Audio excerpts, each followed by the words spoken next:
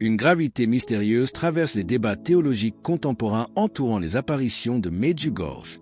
Parmi les nombreuses nations évoquées au fil des décennies par les vidants, 3 pays se détachent avec une insistance singulière, une charge spirituelle qui impose un silence solennel à ceux qui étudient ces prophéties. Le Brésil figure de manière surprenante au centre de ce triptyque ésotérique. Le premier de ces territoires est la Russie, point de convergence névralgique où Medjugorje rejoint directement les secrets de Fatima. En 1917, la Vierge demandait déjà expressément la consagement de cette immense nation à son cœur immaculé pour enrayer la propagation de ses erreurs doctrinales à travers le globe. Chaque interaction avec ce message n'est pas un simple geste devant un écran, mais une semence déposée dans le champ spirituel de ce monde. Pensez à cliquer sur « J'aime » et à vous abonner pour permettre à ces paroles de rejoindre une âme égarée. Laissez également en commentaire votre élan d'amour envers notre Mère Céleste. Pendant des décennies, cette consécration fut accomplie par la hiérarchie ecclésiale de manière que de nombreux théologiens qualifièrent d'incomplète, d'insuffisante ou d'éloignée de la forme exacte réclamée par le ciel. À Medjugorje, les locutions reprennent ce thème avec une clarté perturbatrice. La Russie est dépeinte comme une entité investie d'une mission spirituelle gigantesque, mais oscillant perpétuellement au bord d'un précipice qui dépasse les simples bouleversements politiques. Il s'agit d'un effondrement de l'âme collective, provoqué par des décennies d'un athéisme d'État rigoureux qui a banni le divin des places publiques, des écoles et des consciences individuelles. De quelle manière ce lourd héritage influence-t-il la trajectoire mystique des autres superpuissances mondiales? Le deuxième pays qui émerge des visions prophétiques avec une force d'avertissement majeure est la Chine. Dans l'économie des messages de Medjugorje, cette nation n'est pas présentée comme un adversaire de la foi au sens simpliste ou géopolitique du terme, mais comme le symbole absolu d'un monde ayant choisi de substituer le pouvoir humain au sacré. La structure sociale édifiée par ce régime repose sur la surveillance totale, le contrôle minutieux de la pensée, de la parole et des cultes, persécutant les églises clandestines et parquant les croyants dans des centres de rééducation idéologique. Cette entreprise de déification de l'État apparaît comme l'archétype d'une civilisation construite sur le sable de l'orgueil technologique. Lorsque le sacré est traité comme une menace à endiguer, la rupture de l'équilibre spirituel provoque des réactions en chaîne au sein même de la création. Les messages soulignent que lorsque la voix de l'âme d'un peuple est systématiquement opprimée, les éléments naturels s'ébranlent d'une manière qu'aucune ingénierie humaine ne peut anticiper ni contenir. La récurrence anormale des cataclysmes dans certaines zones géographiques constitue un jalon méthodologique destiné à réveiller la conscience universelle avant le déclenchement des secrets. L'Écriture sainte met en garde contre la fragilité des constructions humaines qui excluent la fondation divine. Le prophète Isaïe, au chapitre 30, verset 13, évoque cette chute soudaine des structures orgueilleuses. Ce crime sera pour vous comme une partie crevassée qui menace ruine et fait saillie dans un haut mur dont l'écroulement arrive tout à coup, d'un instant à l'autre. Cette sentence éclaire la vulnérabilité mystique des empires purement matériels. Comment dès lors comprendre la place paradoxale du Brésil au sein de cette géopolitique céleste? L'inclusion du Brésil au sein de ce triptyque prophétique suscite souvent une lourde incompréhension parmi les fidèles d'Amérique latine. Comment ce territoire, qui abrite la plus grande population catholique de la planète et dont la métropole principale est dominée par la figure monumentale du Christ Rédempteur, peut-il se retrouver au cœur d'un avertissement d'une telle magnitude? La réponse réside dans une règle immuable de la justice divine. La gravité du jugement n'est pas proportionnelle à l'ignorance, mais aux grâces reçues puis méprisées. Le Brésil a reçu une errance spirituelle immense, jalonnée de miracles et de saints. Pourtant, ce même sol subit une prolifération de la violence sans équivalent dans les nations non évangélisées, une corruption systémique érigée en structure sociale et une dissolution accélérée des cellules familiales. Les adultes y abandonnent la foi que leurs aïeux défendaient au prix de grands sacrifices, laissant les nouvelles générations sans boussole morale ni abri spirituel.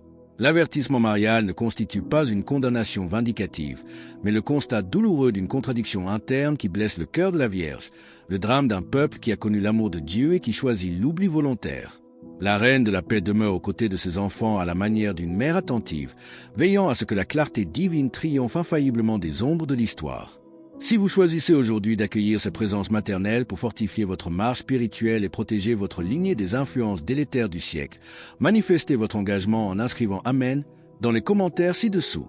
Face à cet oubli spirituel généralisé, les vidants rappellent l'urgence des requêtes formulées par Notre-Dame lors des apparitions mensuelles du 2e jour. Quels sont les remèdes concrets prescrits par le ciel pour restaurer l'alliance rompue et préparer les âmes aux événements irréversibles? Au cours de ces rares allocutions publiques, le vide Ivan Drajvik, qui bénéficie encore d'apparitions quotidiennes, insiste sur la tristesse indicible qui émane du regard de la Vierge lorsqu'elle contemple l'autodestruction de ses enfants. Le remède qu'elle propose reste inchangé. Un retour radical vers le centre, vers la vérité universelle qui s'impose à la conscience lors des moments de grand silence intérieur. Ce retour ne s'articule pas autour de rituels spectaculaires, mais repose sur 4 piliers immuables prescrits depuis plus de 40 ans à Medjugorje: la prière, le jeûne, la confession et la paix du cœur. Ces exigences ne sont pas des suggestions poétiques, mais l'unique préparation concrète à ce que les théologiens nomment l'avertissement. Cet événement eschatologique à venir consistera en une expérience globale, à la fois individuelle et collective, durant laquelle chaque être humain sur la terre verra son âme telle que Dieu la contemple. Ce sera la mise à nu absolue de la conscience, dépouillée des artifices de l'orgueil, des excuses rationalistes et des filtres protecteurs que l'homme interpose entre ses actes et la loi divine. Pour les âmes habituées à l'examen de conscience et vivant en conformité avec la grâce, cette illumination intérieure sera source d'un réconfort inexprimable. Pour ceux qui se complaisent dans l'illusion et le compromis moral, cette confrontation directe avec la vérité nous constituera l'expérience la plus douloureuse qu'un être humain puisse endurer sans périr. L'invitation à la conversion immédiate vise à anticiper ce choc spirituel inéluctable. Comment ce combat invisible se matérialise-t-il concrètement au sein de la culture contemporaine? La crise spirituelle qui secoue le Brésil et les nations de tradition chrétienne ne relève pas de la contingence politique, mais d'une guerre invisible de haute intensité. Le grand danger identifié par la reine de la paix dans la modernité ne réside pas uniquement dans la perversité explicite, mais dans l'installation d'un vide existentiel profond déguisé en progrès social. Ce néant moral s'observe chez le fidèle qui assiste mécaniquement à la liturgie dominicale avant de mener le reste de sa semaine comme si le Créateur n'existait pas, ou au sein des familles pourvues de biens matériels mais totalement dépourvues de recueillement. Ce vide constitue le terreau exclusif où s'enracine l'angoisse chronique et cette sensation sourde d'une catastrophe imminente que l'homme moderne presse sans parvenir à la nommer. La réponse à cette dérive n'est pas doctrinale ou analytique. Elle exige une présence concrète et le retour à des disciplines spirituelles abandonnées. Dans ses visions, la vidante Mirjana décrit un état de déchéance terminale où l'humanité deviendra incapable de distinguer le bien du mal, érigeant la destruction en ordre naturel et reléguant le sacré au rang d'archaïsme obsolète. Cette perte de repères exige des croyants un discernement aiguisé, fort éloigné de l'amertume ou du pharisaïsme, afin d'adopter l'attitude des veilleurs de l'Évangile. Pour rejoindre notre communauté et ne manquer aucune histoire inspirante, pensez à cliquer sur « J'aime » et à vous abonner. La Russie, la Chine et le Brésil apparaissent ainsi comme les archétypes des 3 grandes pathologies spirituelles de notre époque: la violence autoritaire, la suppression technologique de l'âme et la tiédeur née de l'oubli des grâces. Quelle est la promesse finale qui soutient l'espérance des fidèles engagés dans cette résistance spirituelle? Au-delà de la sévérité des avertissements, le message de Medjugorje s'articule fondamentalement autour d'une promesse absolue, le triomphe ultime du cœur immaculé de Marie. Cette certitude théologique unit indissolublement les manifestations de Fatima, Lourdes, Akita et Guadeloupe en une unique ligne de résistance mystique à travers l'histoire moderne. La prolongation exceptionnelle des apparitions à Medjugorje, cas unique dans les annales de l'Église par sa durée, démontre la patience divine face à la brièveté de la mémoire humaine et à l'immensité de nos distractions séculières. Chaque âme qui répond à cet appel, même avec une foi vacillante, s'intègre à une vaste trame d'horizons invisibles capable de fléchir le cours des événements historiques.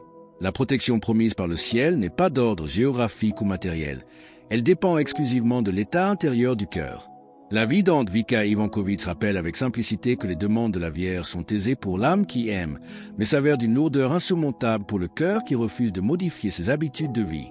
Cette conversion quotidienne s'incarne dans des actes ordinaires accomplis avec régularité, reprendre le chapelet sans rechercher la perfection formelle, pratiquer le jeûne hebdomadaire comme un renoncement volontaire aux satisfactions immédiates et s'approcher régulièrement du sacrement de pénitence. La miséricorde divine dispensée au confessionnal n'est pas proportionnelle au temps passé loin de l'Église. Elle est immédiate, totale et restauratrice. Comment cette discipline personnelle peut-elle s'étendre pour protéger le sanctuaire de la vie familiale? Le champ de bataille central de notre époque ne se situe pas dans les chancelleries politiques ou les affrontements idéologiques, mais au cœur même des familles. Lorsqu'un foyer se rassemble pour l'oraison, lorsqu'un enfant grandit en contemplant ses parents agenouillés devant le sacré, une ancora métaphysique s'enracine dans son esprit. Cet héritage spirituel traverse les crises générationnelles et réapparaît à la surface lorsque toutes les sécurités humaines s'effondrent. Les messages de Medjugorje ne promettent pas l'élimination de l'épreuve, mais garantissent une présence maternelle indéfectible au sein de la souffrance. La Vierge ne réclame pas des exploits mystiques réservés à une élite ascétique, mais une fidélité silencieuse dans le cadre de la vie commune. Prendre soin de son âme, pacifier ses relations avec ses proches en trouvant la force de pardonner les vieilles offenses et sanctifier son espace quotidien suffisent à transformer le monde de l'intérieur, loin du spectacle des médias. C'est ce renouvellement méthodique des consciences qui édifie la seule forteresse inexpugnable face aux convulsions de l'histoire. Alors que nous concluons sur ce choix crucial et cette transformation à opérer, nous vous invitons à déclarer votre foi. Commentez « Jésus est roi ci-dessous » pour affirmer cette vérité avec nous. Et votre parcours ne doit pas s'arrêter ici. Cliquez sur la vidéo qui apparaît maintenant sur votre écran pour un autre message puissant que nous avons préparé pour vous.